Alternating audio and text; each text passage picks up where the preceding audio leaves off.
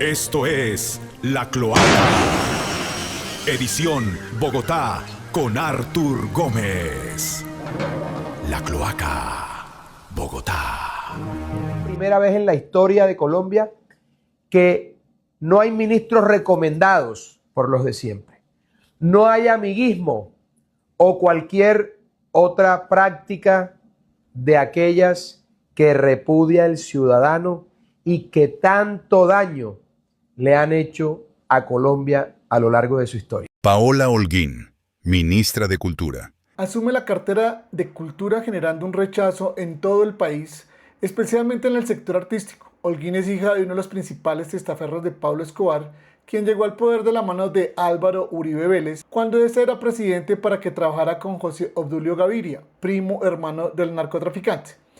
En el megaescándalo de las chuzadas, José Obdulio renunció y Álvaro Uribe trajo de vuelta a Holguín desde la Embajada de Colombia en México, a donde la había enviado para que ocupara el cargo de asesora en seguridad.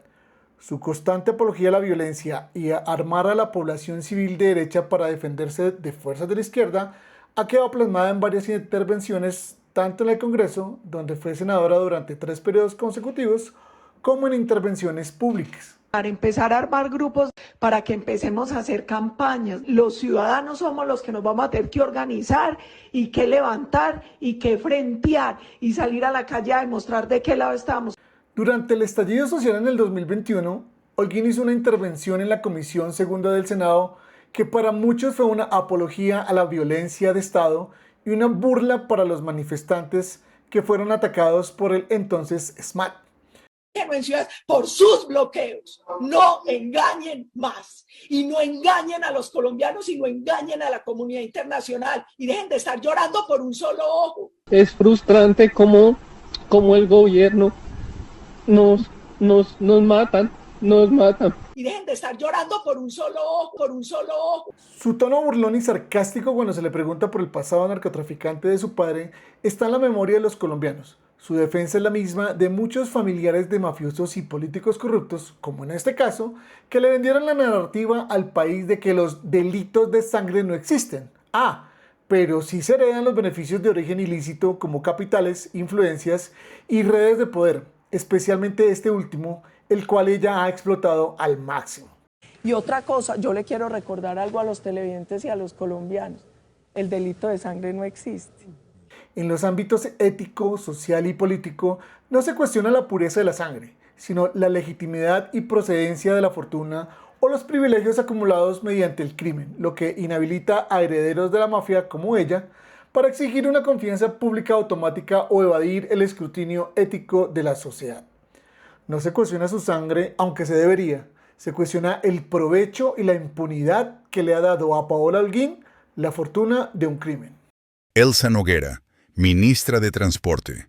En transporte, Elsa Noguera representa la consolidación del Clan Char, una funcionaria rodeada por múltiples indagaciones penales y disciplinarias a la que hoy se le suma una grave revelación sobre su entorno familiar directo. Documentos oficiales de la rama judicial revelados por el investigador en redes Juan Poe, en su cuenta Juan Poe, prueban que el esposo de la ministra, Juan Carlos Hernández Lucarini, fue condenado a 7 años de prisión por el delito de narcotráfico bajo la Ley 30 de 1986, una condena ratificada por el Tribunal Superior de Barranquilla que salpica también a su cuñado, Jack Alberto Hernández Lucarini, sentenciado por los mismos hechos, dentro de una red de tráfico de estupefacientes. La nueva encargada de la infraestructura, los puertos y las carreteras del país, conviviendo con antecedentes de narcotráfico en su círculo más íntimo. A esto se suman sus propios expedientes.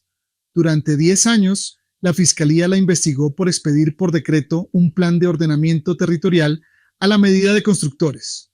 Un día antes de ser nombrada ministra, la Fiscalía solicitó archivar el caso. Como gobernadora del Atlántico, se auditó el desvío de más de 15.300 millones de pesos hacia clínicas privadas y restaurantes. Enfrenta pliego de cargos por el Hotel Dan, una orden de arresto en 2021 por desacato y el recordado lío de los atunes, donde su administración pretendió pagar mercados con latas de atún a 20.000 pesos en plena pandemia. De los escándalos de contratación en el Caribe y las sombras del narcotráfico familiar a las riendas de la movilidad de toda Colombia. Esa es la nueva ministra de Transporte. Jaime Andrés Beltrán, ministro de Vivienda. Jaime Andrés Beltrán, exalcalde de Bucaramanga, ha sido designado como ministro de Vivienda, Ciudad y Territorio. Este nombramiento es de los más graves y una bofetada para el país, pues permanece bajo investigación penal y fiscal, no solo de la Fiscalía, sino también de la Contraloría. Durante su alcaldía en Bucaramanga, se retiraron miles de postes, reflectores y luminarias usadas tras una modernización del alumbrado público. Estos elementos desaparecieron de las bodegas municipales sin los actos administrativos requeridos. El material público fue extraído ilegalmente y llevado a una chatarrería para ser fundido. El testigo estrella del caso, Edgardo Rodríguez, grábense bien ese nombre, declaró que recibió órdenes directas para beneficiar económicamente con este negocio a Óscar Ramírez, hermano de la esposa de Beltrán, o sea, su cuñado. El daño fiscal ronda los 46.000 millones de pesos, pues los elementos nunca se dieron de baja formalmente y conservaban valor comercial. Beltrán niega los cargos, argumentando que se trataba de basura de alumbrado navideño sin valor alguno. Pero lo más macabro de este caso es que el nuevo Minvivienda está siendo relacionado con la extraña muerte de Edgardo Rodríguez, el nombre que les pedí que se grabaran, quien era testigo clave y el encargado del almacén de alumbrado público. Este falleció en mayo de 2026 por una presunta intoxicación bacteriana, días después de ratificar sus denuncias ante la Fiscalía y justo cuando Rodríguez negociaba un principio de oportunidad con la Fiscalía para entregar los chats, audios y pruebas que incriminaban directamente al cuñado de Jaime Andrés Beltrán en el desfalco millonario de las luminarias de la ciudad. Su muerte ha sido calificada por la prensa como extraña y oportuna para la defensa del exalcalde. Como si lo anterior fuera poco, en 2025 el Consejo de Estado ratificó en segunda instancia la anulación de su elección como alcalde de Bucaramanga. El alto tribunal comprobó que Beltrán incurrió en doble militancia en la modalidad de apoyo, pues estando avalado por el Partido Colombia Justa Libres, respaldó públicamente en campaña a candidatos de otras colectividades como el Centro Democrático y el Partido de la U. Además, es pastor ordenado y ministro de la Iglesia Evangélica Camino a la Libertad, donde dicha actividad gira en torno al uso de su feligresía con fines políticos, su discurso radical de mano dura y los negocios familiares bajo la fachada religiosa. ¿Es honesto utilizar la fe para ganar votos? Yo no utilizo la fe para ganar votos. La campaña del pastor Jaime Andrés Beltrán hacia la alcaldía de Bucaramanga promueve discursos fuertemente polarizantes contra la comunidad LGBTI y los derechos reproductivos de las mujeres. ¿Matrimonio entre parejas del mismo sexo, sí o no? Yo en ese tema he sido muy claro. No comparto, respeto, pero no comparto. ¿Adopción de niños o de niñas de parejas del mismo sexo? No las comparto. Respeto, vuelvo y digo la diferencia, pero no comparto. Utilizó la estructura de su iglesia, tildándolas de amenazas para la familia tradicional, muy similar a lo que hacen Vivian Morales y Carlos Alonso Lucio, y que ha tomado relevancia en el discurso del electo presidente. A todo esto se suman las denuncias públicas que se han hecho, como la del desaparecido Rodolfo Hernández, quien lo acusaba de clientelismo y nombramientos en el ISABU, el Instituto de Salud de Bucaramanga. Hernández aseguraba que el exalcalde Luis Francisco Boórquez le había dado el manejo completo del ISABU al entonces concejal Jaime Andrés Beltrán, hoy ministro de Vivienda y Territorio. A esta afirmación agregó que bajo este manejo se habrían comprado medicamentos más costosos y tercerizado los servicios a través de una cooperativa y enajenado los salarios del personal, de los médicos y enfermeras. Jaime Beltrán era el rey del ISABU, lo dejó moribundo. 600 CPS también iguales que Uriel, y dicen que a todos les pedían comisión. Claudia Carrasquilla, viceministra de Defensa. La exfiscal y exconcejal de Medellín, conocida en su momento como la Dama de Hierro, asume nada más ni nada menos que como viceministra de Defensa. Y aquí no hablamos de choques políticos, hablamos de un pliego de cargos formal y un juicio penal en curso. La Fiscalía General de la Nación la llamó a juicio por fraude procesal y falsedad ideológica en documento público. Se le investiga por su etapa al frente de la Unidad contra el Crimen Organizado, acusada de presuntamente manipular y fabricar testimonios para judicializar personas en 2014. Investigaciones de la revista Raya exponen las denuncias de testigos como Henry Cifuentes, hoy en el exilio, quienes aseguran haber sido instrumentalizados bajo su administración penal. Yo fui testigo protegido dentro del programa de protección a testigos de la Fiscalía General de la Nación. Dentro de este programa fui tratado de asesinar bajo la dirección del señor Teniente Coronel Héctor Jairo López López. Esta persona me constriñó. Se me propuso que yo no podía hablar del señor Federico Gutiérrez, el señor Gustavo Villegas, de Claudia Carrasquilla y de los fiscales de la Unidad contra el Crimen Organizado, fiscales 70 y 71, ya que me iba a ir muy mal si yo seguía pues, denunciando a estas personas. Fui así, después no cumplí, seguí hablando, se me retiró el esquema de seguridad. Y de una casa de seguridad de la Fiscalía General de la Nación trataron de enratarme en una noche estando protegido en Bogotá. Incluso voceros de estructuras ilegales de Medellín la han acusado de emplear prácticas mafiosas para inflar resultados operacionales, mientras sus simpatizantes dicen que es una venganza de las cabecillas que ella misma envió a prisión. La paradoja ética es monumental. De la Espriella le exigió inicialmente renunciar al Centro Democrático, pero tras una mediación directa con Álvaro Uribe, se acordó mantenerla en el partido para destrabar su nombramiento. Todo esto mientras la concejal que denunciaba parrandas con vallenateros en la cárcel de Itagüí, hoy debe sentarse en el banquillo de los acusados para defenderse penalmente. Una viceministra de Defensa a cargo de la inteligencia y la fuerza pública del país, asistiendo a los estrados judiciales para responder por montajes de pruebas y falsos testigos.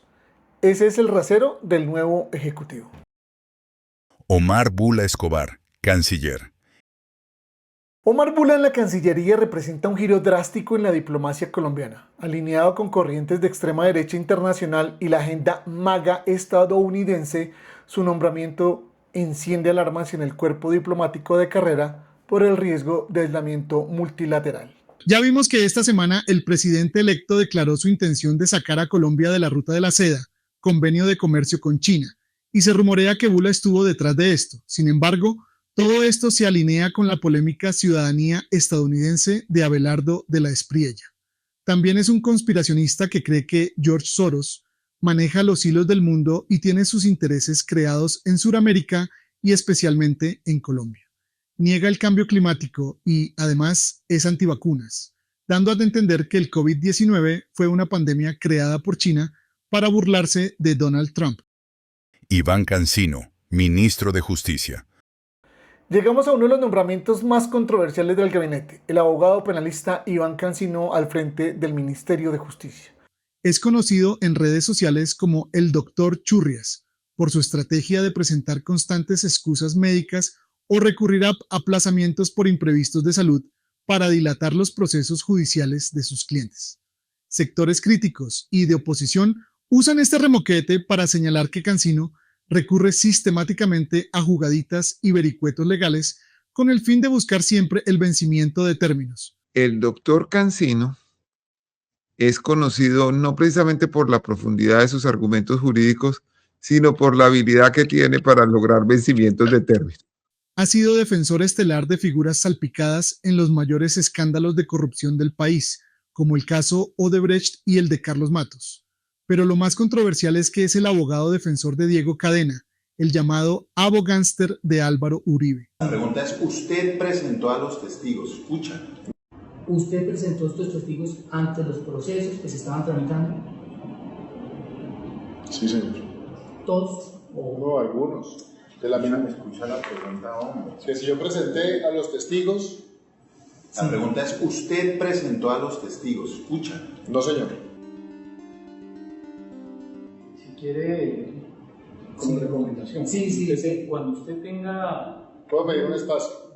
Hay que resaltar que Cancino no ha sido abogado defensor directamente del expresidente, pero ante la opinión pública y los medios de comunicación es un férreo defensor técnico de su inocencia.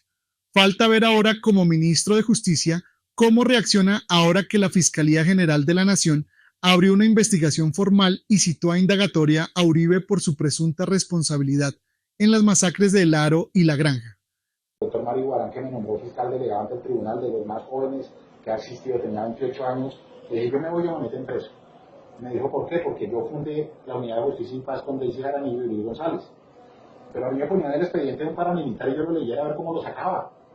Y yo le decía, igual no, ya no me metes por prevaricato porque yo soy fiscal y lo que estoy buscando es cómo sacarlo. También ha sido abogado defensor de Dilian Francisca Toro, gobernadora del Valle del Cauca, de Carlos Caicedo, exgobernador del Magdalena, de Víctor Maldonado, cerebro del desfalco de Interbolsa, de Nilce López, alias La Gata, y más recientemente de la reconocida marca de ropa Lily Pink. ¿Cómo puede ser imparcial el jefe de la política penitenciaria y judicial del país cuando ha sido el escudero legal de los procesados por saquear el erario público? El conflicto de intereses está servido. Vivian Morales, ministra de Educación. Vivian Morales es una homofóbica radical que representa el fanatismo religioso gracias a la religión que profesa. Entre el 2016 y 2017, acusó falsamente a la entonces ministra de Educación de querer imponer una ideología de género en las escuelas y colegios nacionales. Su cruzada nacional contra los derechos de la comunidad LGBTIQ está en contra de que no solo las parejas del mismo sexo puedan adoptar, sino también personas solteras que podrían proporcionar un hogar a los tantos niños abandonados en las listas del ICBF. Ha tratado al saliente presidente de guerrillero, corrupto y psicópata. Petro siempre padeció un malestar psiquiátrico que se llama psicopatía. Y la psicopatía se precia de torturar psicológicamente a las personas. Pero su hipocresía es tal que eso se le olvidó al casarse con el también guerrillero y paramilitar Carlos Alonso Lucio, un exguerrillero del M-19 que posteriormente actuó como asesor civil de las Autodefensas Unidas de Colombia o AUCE y quien fuera condenado por la Suprema Corte de Justicia por corrupción cuando quiso ser alcalde de Bogotá en 1992. Punto aparte para recordar que ese exguerrillero, asesor de paramilitares y condenado por corrupción, es hoy el ideólogo y mano derecha del presidente electo. Coherencia es nunca olvidar que hay un Dios que nos observa e inspira a la hora de la toma de decisiones. Extrema coherencia es la decisión de entregar la vida por la patria. Volviendo a Vivian Morales, no hay que olvidar que en 2012 el Consejo de Estado anuló su elección como fiscal general por irregularidades en la votación de la Corte Suprema, y que fue su voto el que libró a Ernesto Samper en el proceso 8000, al hacer parte del bloque de 111 representantes que votaron a favor de archivar el proceso y exonerar al exmandatario. Aquí la diferencia es que vamos a entrar a trabajar por una patria milagro, por el bien común, por todos los colombianos, y no vamos a dejar ideologizar y politizar lo que debe ser el servicio público y el bien común para los colombianos. Ana María Vesga, ministra de Salud. Ana María Vesga y su nombramiento es el clásico, típico y cínico acto de puerta giratoria, pero a la inversa. Y el conflicto de intereses es más que obvio y patético. Ana María Vesga Gaviria, ministra de Salud en la Patria Milagro. La abogada pasó por la dirección ejecutiva de la Cámara Farmacéutica de la ANDI. Sí, esa donde su presidente es Bruce McMaster, viejo conocido por sus marullas a favor de los gremios económicos del país, en contra de los trabajadores y de cualquier reforma a la salud. Yo de verdad no entiendo, digamos, cómo con este gobierno no logramos que la salud de los colombianos fuera una prioridad alta. Pero lo más grave y descarado es que la doctora Vesga viene directamente de presidir ASEMI, la Asociación Colombiana de Empresas de Medicina Integral, el gremio que agrupa a las EPS privadas más grandes del régimen contributivo. La inhabilidad o incompatibilidad no existe en el caso del Ministerio de Salud. Recordemos que el Ministerio es el regulador, define la política pública en actos de carácter general, Desde luego, si hubiera una actuación administrativa de carácter particular que involucrara a alguna de estas EPS que ha sido representada o que fue representada por mí en el gremio, tendría que declarar el conflicto de interés, pero lo cierto es que son poquísimos casos en los cuales el ministerio toma decisiones administrativas particulares. Desde esa presidencia ha sido la más firme opositora a cualquier acto de reforma a la salud que altere el status quo de las EPS. Pero este nombramiento es una vergüenza, porque esta señora viene de representar las EPS, el sistema privado, y ahora la meten en el Estado. Eso es una puerta giratoria. Va a llegar a ser ministra para defender el status quo, que es esta catástrofe de salud, y para favorecer los intereses de los ciudadanos. Es literalmente el ratón cuidando el queso. La salud del pueblo colombiano en manos de quien representa el gremio que lo tiene perjudicado. Ya las EPS no necesitan gastar dinero para mostrarse grandes, y mucho menos en lobby al Congreso ni financiar congresistas. Mucho menos responder por la pérdida de las reservas técnicas que tienen desfinanciado el sistema. Jaque mate al sistema de salud. Indalecio Dangond, ministro de Agricultura.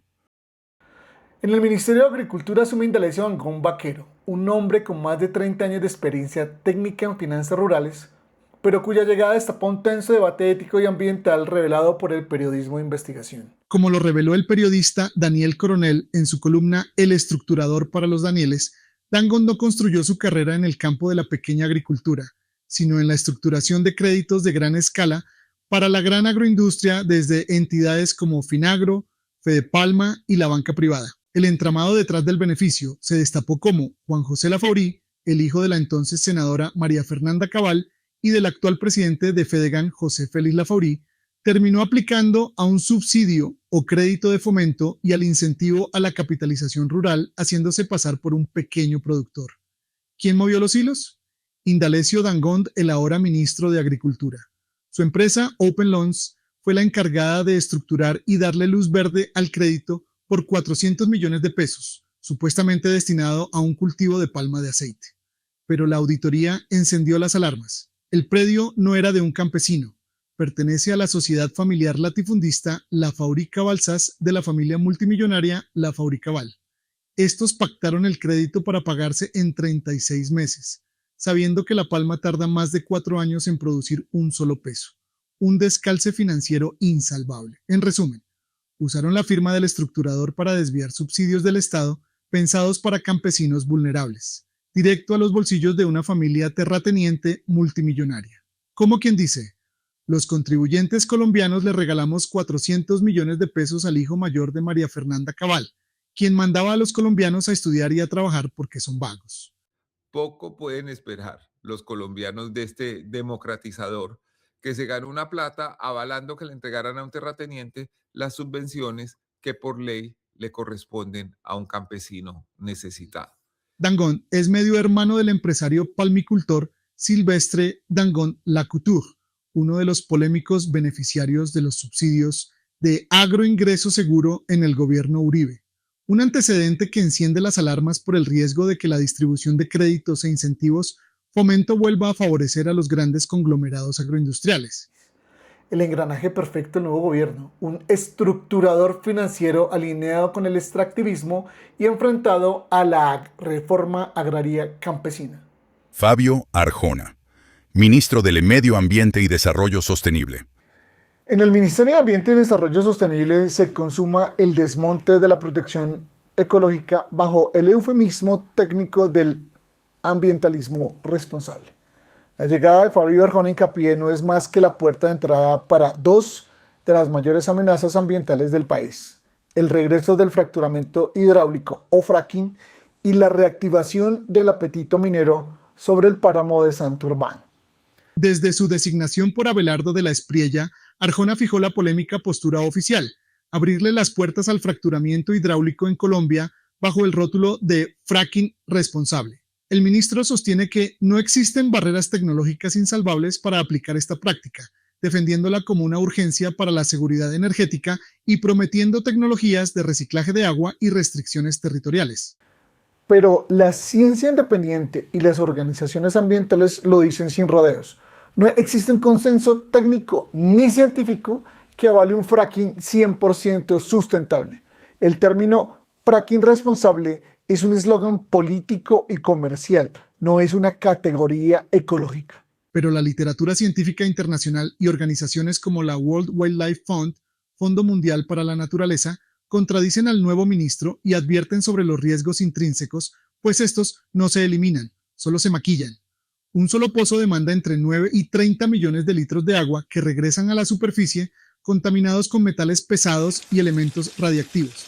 A esto se suman las inevitables fugas de metano y el peligro de sismicidad inducida por la reinyección de aguas residuales. Una bomba de tiempo en un país con la geografía y la complejidad hídrica del Magdalena Medio, y con un terremoto que acaba de sacudir a medio país y destrozar al Chocó, Valle del Cauca y otros departamentos. Y como si vender la quimera del fracking limpio no fuera suficiente, el verdadero zarpazo al patrimonio hídrico se firmó en un escritorio apenas aterrizó en el ministerio el gobierno de Abelardo de la Espriella. La resolución 0994 expedida el 6 de agosto de 2026 buscaba proteger el sistema hídrico de Sotonorte mediante la creación de un escudo legal ambiental sobre 1.499 hectáreas de la microcuenca de la Quebrada La Baja, en el municipio de California, Santander. Su objetivo principal era asegurar el nacimiento, recarga y circulación del agua que abastece a más de 2,3 millones de personas en los departamentos de Santander y Norte de Santander, limitando de igual manera la minería en el área de Santurbán y prohibiendo nuevas licencias mineras en la zona. Pero el 13 de agosto de 2026, mediante la resolución 1037, el ministro del Medio Ambiente, Fabio Arjona, revocó formalmente la protección a este importante ecosistema y fábrica de agua, argumentando supuestos vicios de trámite, fallos judiciales y tildando la medida previa de hidrología política. O sea, el nuevo gobierno tumbó el blindaje que frenaba a las multinacionales en proyectos megamineros como Sotonorte, Eco Oro Minerals Corp y Aris Mining y, por supuesto, Minesa. ¿Y para qué? Se preguntan muchos. Pues porque estas empresas megaextractivistas buscan ingresar a la provincia de Sotonorte en el páramo de Santurbán con un único y claro objetivo económico: la extracción masiva de oro y plata, considerados unos de los yacimientos subterráneos sin explotar más grandes de Sudamérica. El Comité en Defensa de Santurbán denunció que la jugada se ejecutó en medio de emergencias nacionales como el terremoto en el Chocó para desproteger la estrella hídrica que abastece de agua a más de 2 millones de personas. Mientras el ministro abre la puerta a evaluar esquemas con multinacionales mineras en la zona de influencia del páramo, los comités cívicos y ambientales anuncian una nueva ola de demandas y movilizaciones sociales para impedir que el agua de Santander quede supeditada a los intereses del gran capital extractivo. Rechazamos las medidas del gobierno nacional de Abelardo de la Espriella de desproteger el páramo de Santurbán para beneficiar a la multinacional Aris Mining. Frente a esta amenaza, tomamos acciones legales inmediatas. Recusamos al ministro de Ambiente, Fabio Arjona, por su abierta parcialidad a favor de esta multinacional minera. Santurbán no se vende, se defiende. Tierra de oro, santuario de biodiversidad, reserva ecológica y espacio sagrado. El páramo te alimenta, te acoge, te abraza. Descúbrelo, protégelo. Todos somos páramo.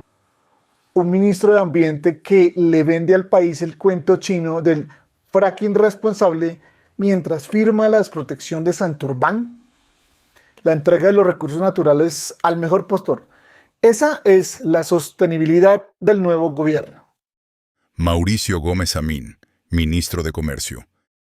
En Comercio asume el ex senador liberal Mauricio Gómez Amín, un nombramiento que llega arropado por graves señalamientos sobre la distribución del presupuesto público. Investigaciones periodísticas y veedurías han señalado a Gómez Amín por presuntos desvíos que rondan los 70.000 millones de pesos, el apoderamiento burocrático de entidades clave como el Fondo Nacional del Ahorro para repartija política y su aparición directa en los listados de cuentas opacas internacionales en los Pandora Papers.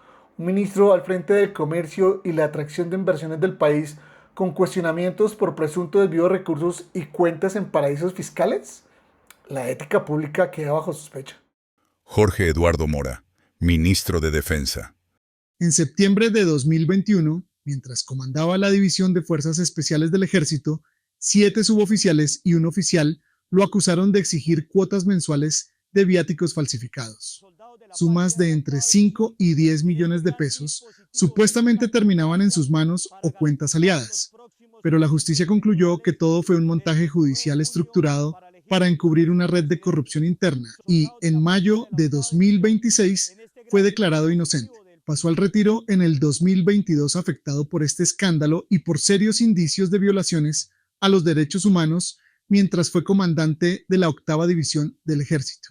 Es hermano de Jorge Enrique Mora Rangel, quien fuera comandante de las fuerzas militares durante los periodos de mayor auge de las ejecuciones extrajudiciales, mal conocidas como falsos positivos. La llegada de este oficial retirado marca el retorno de mandos militares a la cabeza de la cartera de defensa, generando cuestionamientos en la sociedad colombiana por el riesgo de una respuesta estrictamente militar a la protesta social. Miguel Gómez Martínez, ministro de Hacienda. Miguel Gómez Martínez manejará la chequera del Estado. Es uno más de los de siempre, de las castas políticas tradicionales y heredero de la ortodoxia conservadora. Ha ocupado cargos en los gobiernos de Uribe y Pastrana. Fue congresista entre el 2010 y 2014. Fue cabeza de lista por el Partido Conservador como candidato al Senado en 2016, pero se quemó. El 18 de enero de 2023 fue designado como decano de la Facultad de Economía de la Universidad del Rosario, donde apenas duró año y medio, pues tuvo que renunciar al poco tiempo de posesionarse por cuestionamientos de profesores y estudiantes. Es hermano del cuestionado Enrique Gómez Martínez, quien le diera el aval a través de su movimiento a Abelardo de la Espriella para que fuera presidente. Su sobrino, Nicolás Gómez Arenas, hijo de Enrique Gómez Martínez, fue designado como jefe del despacho presidencial. Todos ellos son descendientes de Laureano Gómez Castro, quien fuera presidente de Colombia en 1950, más conocido como El Monstruo.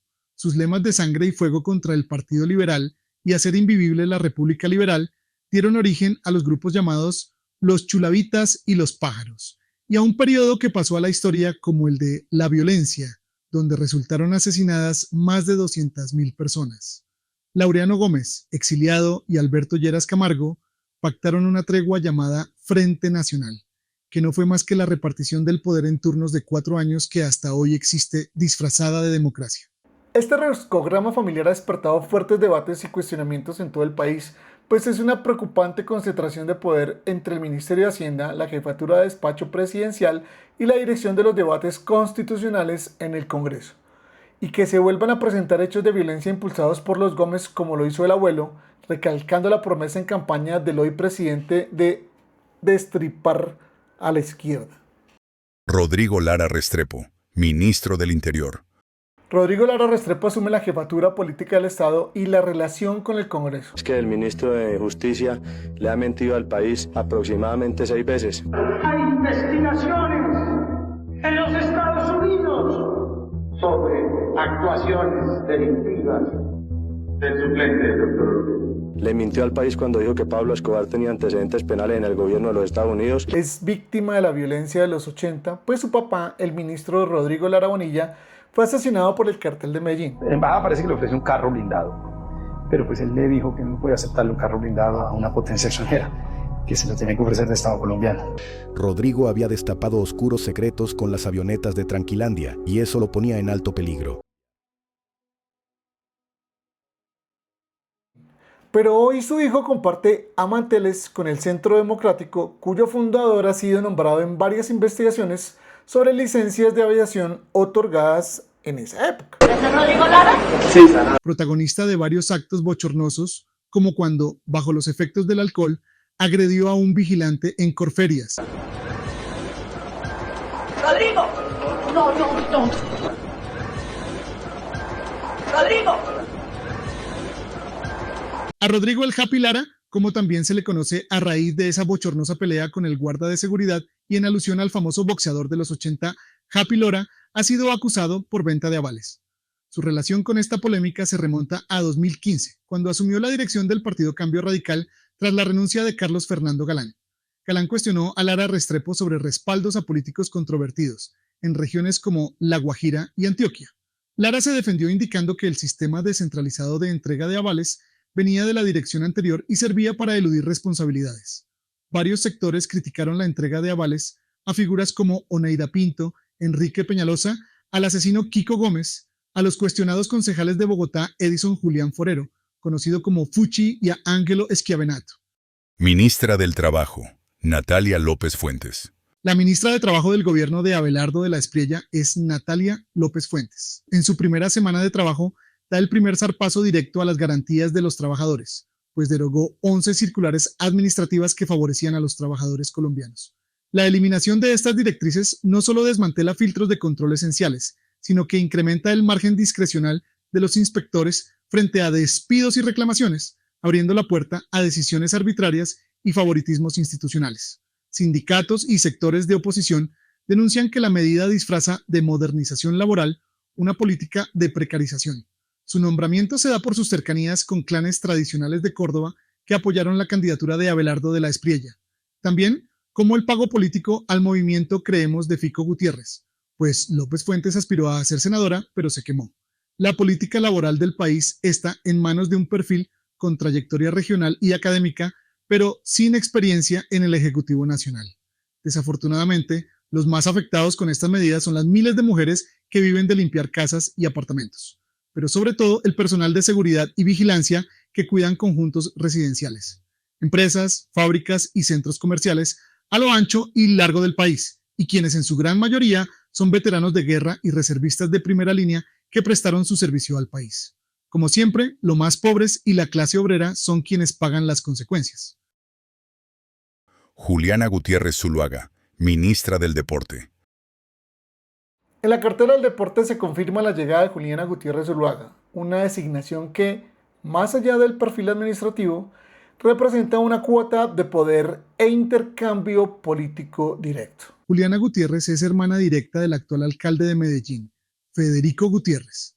Su nombramiento es leído como el pago de un favor político y el puente de alianza formal entre el movimiento de Fico y la Casa de Nariño, asegurando burocracia nacional para el grupo político antioqueño en una entidad golpeada históricamente por la contratación a dedo. Ahí lo tienen, un repaso completo por el mapa de la burocracia, la incoherencia y el reparto de favores que hoy mueve los hilos del poder. Desde ministros cuestionados hasta funcionarios reciclados en entidades estratégicas como la Agencia Nacional de Tierras, la constante sigue siendo la misma: la idoneidad técnica en la caneca y los padrinos políticos en el trono. Como dice el viejo proverbio turco, cuando un payaso se muda a un palacio, este no se vuelve un rey, el palacio se vuelve un circo.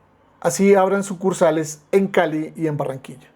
Mientras la ciudadanía enfrenta las consecuencias de la improvisación en el campo, la salud y la infraestructura, los escritorios del Estado se siguen repartiendo como botín entre familias condenadas por peculado, expedientes de traición a la patria y pactos de impunidad regional. En Colombia pareciera que para ser parte del nuevo gobierno, del gobierno de la Espriella, no importan los conocimientos ni la experiencia. Pareciera que tan solo basta con tener antecedentes penales, procesos judiciales y disciplinarios. Y tener un buen padrino con una buena chequera y listo. Nosotros aquí desde la cloaca seguiremos destapando lo que muchos prefieren mantener bajo la alfombra, porque la memoria es la única herramienta que nos queda contra el cinismo de esa clase política. Esto fue La Cloaca, soy Artur Gómez, y a los que se enriquecen con el erario les decimos que no hay sombra que dure para siempre. Suscríbanse, compartan este video, nos vemos en la próxima entrega. Chao, chao. Esto es La Cloaca, edición Bogotá, con Artur Gómez. La Cloaca, Bogotá.